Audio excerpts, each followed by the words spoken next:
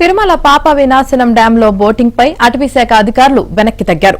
టీటీడీకి కనీస సమాచారం ఇవ్వకుండా అటవీశాఖ ఆధ్వర్యంలో బోటింగ్ ట్రయల్ రన్ నిర్వహించారు. అయితే పవిత్ర పాప వినాశనం డ్యాంలో బోటింగ్ నిర్వహించడంపై భక్తులు తీవ్ర అభ్యంతరం వ్యక్తం చేశారు.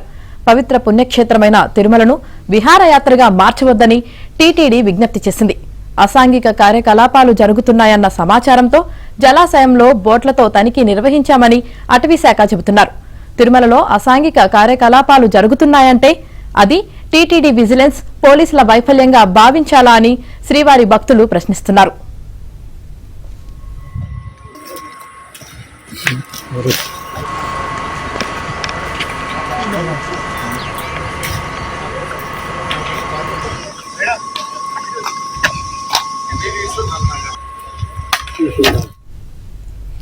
తిరుమల పాప వినాశనం డ్యాంలో బోటింగ్ పై అటవీశాఖ అధికారులు వెనక్కి తగ్గారు. టీటీడీకి కనీస సమాచారం ఇవ్వకుండా అటవీశాఖ ఆధ్వర్యంలో బోటింగ్ ట్రయల్ రన్ నిర్వహించారు.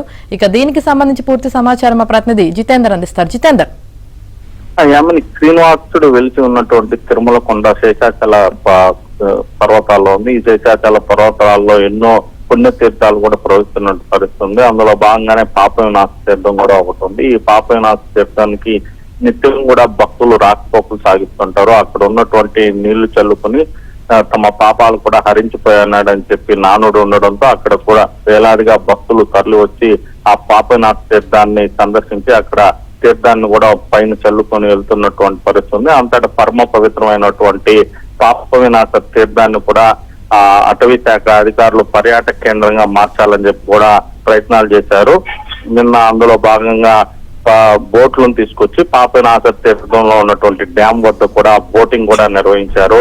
ఇది మీడియా ద్వారా బయటికి రావడంతో వెనక్కి తగ్గినటువంటి అటవీ శాఖ అధికారులు తాము సెక్యూరిటీ ఆడిట్ కోసమే ఈ బోటింగ్ నిర్వహించామని చెప్పారు. అంతకు ముందు మాత్రం ప్రస్తుతం బోటింగ్ నిర్వహిస్తున్నాం, ఇది సక్సెస్ అయితే రాబో రోజుల్లో పాపనాశం డ్యామ్ లో బోటింగ్ ను కూడా ప్రారంభిస్తామని చెప్పినటువంటి అటవీ శాఖ అధికారులు ఇది బయటకు రావడం, దీని పట్ల భక్తులు కూడా తీవ్ర అసంతృప్తి వ్యక్తం చేయడంతో పాటు అటవీ శాఖ అధికారులపై కూడా మండిపడటంతో అటు ప్రభుత్వం కూడా స్పందించి అటవీ శాఖ అధికారులను కూడా నిలదీసినటువంటి పరిస్థితుంది. ఈ తతంగం అంతా కూడా అటవీ శాఖ అధికారులు టీటీడీ యంత్రాంగానికి తెలియకుండానే చేసినటువంటి పరిస్థితి కూడా ఉంది.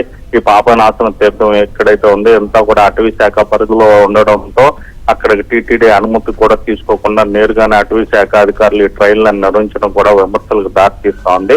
మొత్తానికి చూసుకుంటే భక్తుల నుంచి పెద్ద ఎత్తున విమర్శలు రావడంతో ప్రస్తుతానికైతే అటవీ శాఖ అధికారులకే వెనక్కి తగ్గినటువంటి పరిస్థితుంది. ఈ బోటింగ్ నిర్వహణ కూడా నిలిపివేస్తున్నట్టు కూడా నిన్న రాత్రి ఒక ప్రకటన కూడా అటవీ శాఖ అధికారి తరఫున టీటీడీ విడుదల చేసింది. 15 రోజుల పాటు బోటింగ్ నిర్వహించి ఇక్కడ ఆడిట్ కూడా నిర్వహిస్తామని నిన్న చెప్పినటువంటి అటవీ శాఖ అధికారులు ఇప్పుడు యూటర్న్ తీసుకొని భక్తుల నుంచి వచ్చినటువంటి విమర్శల నేపథ్యంలో ఈ బోటింగ్ ట్రయల్ రన్ కూడా నిలిపివేసినటువంటి పరిస్థితి ఉంది. Right, thank you Jitender.